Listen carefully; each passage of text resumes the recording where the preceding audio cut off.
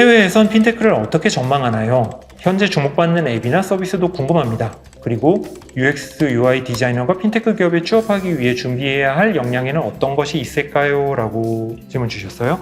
해외에서 핀테크는 아까 말씀드린 것처럼 우리나라보다 훨씬 더 빠르게 진행되고 있고 잘 되고 있어요. 해외에서 히트해서 우리나라로 들어오는 것들이 많고 최근에 BNPL 같은 게 있었고요.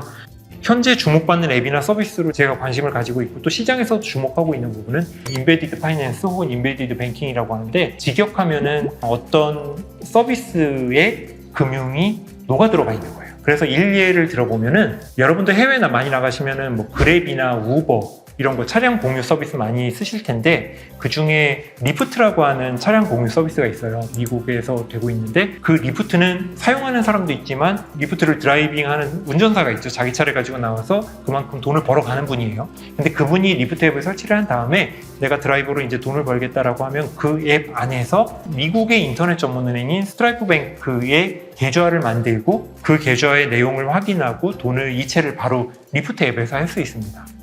그래요? 우리나라도 뭐 그런 거 되는 거 아닌가? 라고 생각하실 수 있는데 우리나라는 현재 그게 되고 있지 않아요. 우리나라는 서비스를 하는 앱, 예를 들어 카카오 택시 앱이 있으면 택시 앱이 있고 은행 앱은 별도로 있죠. 그리고 조금 더 비슷하게 가보자면 업비트는 반드시 K뱅크 앱을 깔아야만 업비트를 통해서 가상화폐 거래를 하고 입출금을 할 수 있거든요. 지금 법이 그렇게 바뀌었는데 업비트 같은 경우도 K뱅크의 그런 기능을 녹아놓는다면 훨씬 더 고객 입장에서 쉽게 쓰겠죠. 하지만 우리나라 아직 분리되어 있습니다. 이게 관련된 법과 규정이 좀 더 보완이 돼야 되기 때문인데 해외에서는 이런 식으로 인베디드 뱅킹이 굉장히 활성화되고 있어요.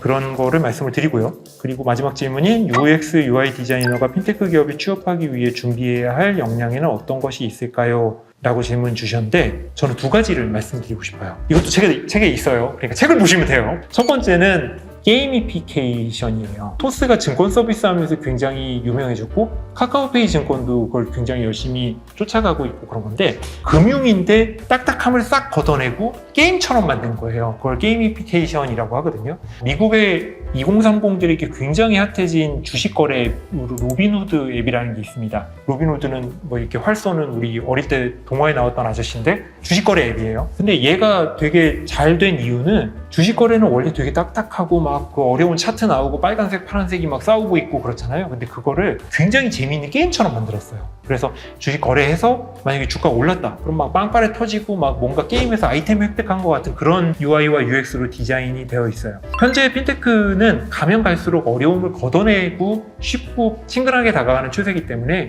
게이미피케이션의 해외 동향 그리고 국내에서 어떻게 하고 있는지를 잘 배워놓으신다면 핀테크 기업에 취업 준비하실 때 굉장히 도움이 될 거고요. 또 하나 말씀드리고 싶은 거는 금융 용어에 대해서는 좀 공부를 해두시면 좋겠다라고 생각해요. 이 금융 용어라는 말이 금융은 뭐가 그렇게 다르길래 왜 그런 말을 쓰지라고 하실 거예요. 저도 금융회사 처음 왔을 때 그런 게 뭐 어려워봤자 얼마나 어렵겠어요 라고 했는데 저도 일단 한자 세대가 아니라고 저는 생각하거든요. 저는 MZ에 가깝다고 항상 생각을 합니다. MZ는 아니긴 한데 한자를 안 배운 여러분들 세대 그리고 금융 자체가 말이 워낙 어렵게 쓰여 있어요. 왜냐하면 법 제도에 나오는 단어들을 그대로 쓰다 보니까 가령 여러분은 체크카드나 신용카드를 가지고 가맹점에 가서 카드를 쓰시지만 그 뒤에서 이루어지는 프로세스를 카드사에서는 승인과 매입으로 나눠요.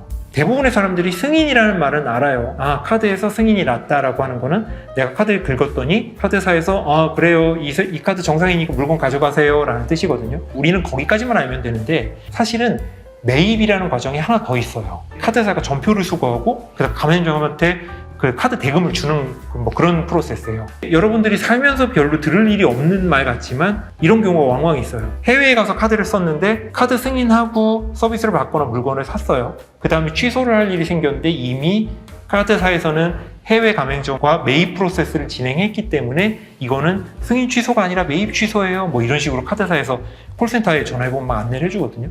뭐 그런 말들.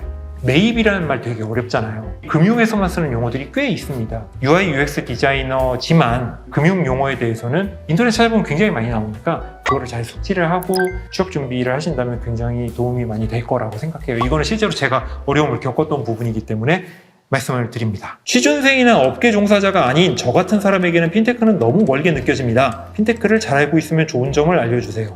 이거 아까 처음에 제가 말씀드렸던 내용이기도 한데요. 핀테크를 알고 계시면 여러분한테 실제로 도움이 많이 됩니다. 단적인 예로 최근에 겪었던 제 몇 가지 케이스인데, 저도 이제 집을 살려다 보니까 그 신용대출을 받아야 할 일이 있었어요. 그 이외에 뭐 코인으로 박살났을 때도 그랬고, 주식이 빠졌을 때도 그랬고, 슬픈 과거들이 많은데, 하여튼 그런 경우에 이제 은행을 가서 이런 회사를 다니고 있고요, 제 신용도는 이렇습니다라고 얘기를 하면서 은행에 필요한 서류를 제출을 하고 대출에 대한 얘기를 들어요. 그러기 위해서 저는 여러 서류들을 준비해서 갔고, 이거 옛날 기준이에요. 그리고 가면은 은행에 계신 그 근엄한 표정을 한 은행원분이, 길진세님은 대출 금리는 얼마고 한도는 여기까지예요 라는 얘기를 해요. 아, 그렇군요, 알겠습니다 하고 그 정도 고민하면서 다른 은행 가서 또 똑같은 짓을 하고 다른 은행 가서 또 똑같은 일을 해요. 왜? 한 군데만 해보면 좀 불안하잖아요. 더 낮은 금리로 더 많은 금액을 받을 수 있을지도 모르니까 제가 스스로 비교를 하고 다녔어요. 핀테크 시대로 접어들고 나서 토스든 백셀러드든 뭐 카카오페이든 앱 안에서 한 번에 인증을 하면은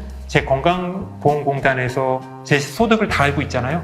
그 정보를 싹 가져와서 은행들한테 뿌리면서, 야, 이런 사람이 대출하려고 하는데 누가 제일 낮은 금리에 많은 한도 줄 수 있어? 라고 물어보고 그 결과를 바탕으로 저한테 정리를 해서 보여줘요. 지금 네가 받을 수 있는 제일 좋은 은행은 어디다. 굉장히 극단적인 예예요. 왜냐하면 사실 이런 서비스가 있다는 거 이제 요즘에 많은 분들이 알고 계시니까. 하지만 핀테크에는 여러분들 생각보다 훨씬 더 디테일하게 여러분의 금융생활을 도와드릴 장치들이 많이 돼 있어요. 따끈따끈한 뉴스로 최근 며칠 전부터 토스 앱에서는 내가 등록한 카드의 사용 패턴을 분석하고 이 사람이 정말로 더 많은 혜택을 받으려면 어떤 카드를 쓰면 좋을지를 토스가 추천을 해주는 걸 하고 있는데 정확도가 굉장히 높아요. 저도 깜짝 놀랐어요. 카드사에 있다 보니까 체리피킹 오죽 잘하겠습니까? 카드사 탈탈 털어먹는데 저도 굉장히 일가견이 있는 사람인데, 제가 보기에도 이거는 맞는 결과구나 라는 정도로 핀테크 앱들이 많이 쫓아오고 있단 말이에요. 그래서 핀테크를 쓰시면 쓰실수록 도움이 된다. 그리고 더 나아가서는 이쪽 업계에 대해서 깊이 연구하고, 어차피 취업 준비를 위해서든 교양 차원에서든 아니면 개인적인 호기심이든 공부를 하시다 보면은 어떤 분야든 그렇지만 돈을 벌 기회가 생겨요. 저 같은 경우는 주식이 좀 그랬어요. 기억하실지 모르겠지만 올해 2023년 3월에 통일이 먼저냐 애플페이 출시가 먼저냐라고 싸우던 그 애플페이가 우리나라에 드디어 짜잔 하고 나왔단 말이에요. 현대카드에서 칼을 빼들었죠.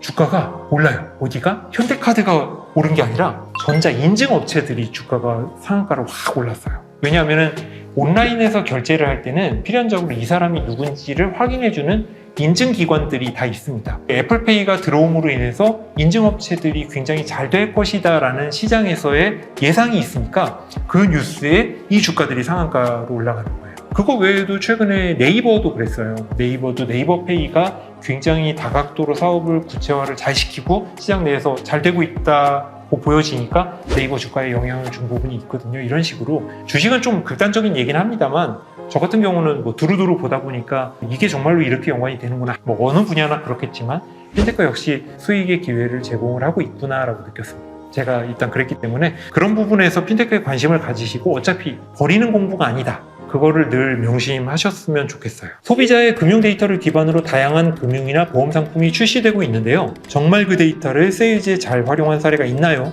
특히 국내 카드사의 사례가 궁금합니다. 또 이 데이터로 사업 모델을 준비 중인 기업이나 사례가 있나요? 이거 질문하신 분은 정말로 금융권 핀테크 쪽 취업 준비를 하시는 분 같아요. 고민을 좀 많이 하신 것 같은데, 먼저 첫 번째 문장인 금융 데이터를 기반으로 다양한 보험 상품이 출시되고 있는데 세일즈에 잘 활용한 사례가 있냐? 있습니다. 보험 쪽이 그래요. 대표적으로 캐로스 손해보험이라고 우리나라의 인터넷 기반의 다이렉트 보험으로 지금 한 3년, 4년 영업하고 있는 곳이 있어요. 특이한 게 뭐냐면 가입을 하면은 여러분들 집으로 시거잭에 꽂을 수 있는 조그마한 단말기를 보내줘요. 약간 그 USB 포트 같은 애인데, 걔를 차량에 시거잭에 꽂고 다니면 얘가 안에 LTE가 내장이 돼 있어서 계속 여러분의 위치를 보내줍니다. 자동차가 위치를 실시간으로 공유한다는 말은 이 사람이 어느 도로를 다니고 시속 몇 킬로로 움직이고 있는지 보험사가 안다는 얘기예요. 이 정보를 알아서 뭐하냐? 이 사람이 운전을 정말로 살살 하는지, 안전운전을 하는지, 고속도로에 갔을 때는 얼마나 빠르게 주행을 하는지 등등을 보험사는 다 아는 거죠. 고객은 고객대로 되게 좋은 모델이 되는 게, 보통 여러분들 자동차 보험 가입해 보신 분들은 아시겠지만 1년 동안 보험료를 내고 갱신해야 될 때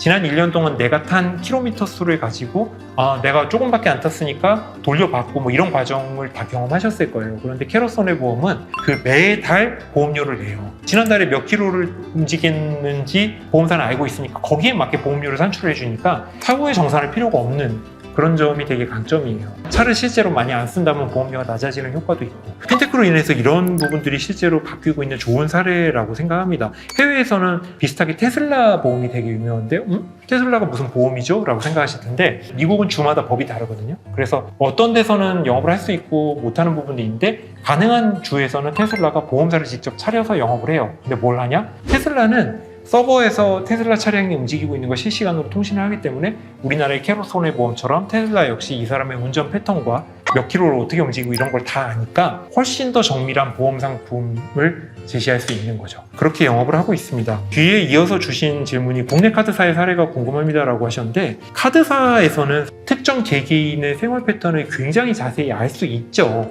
이걸 가지고 뭘 어떻게 하지를 못해요. 할 수 있다면 그것도 그거대로 문제겠죠. 만약에 이게 다 열려있고 카드사가 해도 된다라고 하면 여러분들한테 아마 하루에도 수십 번씩 카드사에서 자 오늘 뭐 에버랜드 가셨네요? 그럼 그 옆에 있는 국밥집 어디 가세요? 이런 식으로 마케팅이 들어올 거예요. 근데 그러지 않는 이유는 먼저 여러분들이 카드사나 어떤 금융상품에 가입하실 때 필수 선택 동의를 체크를 하셨을 거예요. 대부분은 이제 요즘에는 선택 동의 잘 안 하시거든요. 근데 그 선택 동의를 하신 분에 한해서 이런 마케팅을 할 수 있고, 카드사가 이런 데이터를 가지고 초개인화를 하기 위해서 준비는 다 돼 있지만 실제 법령이 굉장히 엄격하게 개인정보 규제를 합니다. 우리나라가 개인정보 보호에 대해서는 정말 선진국이에요.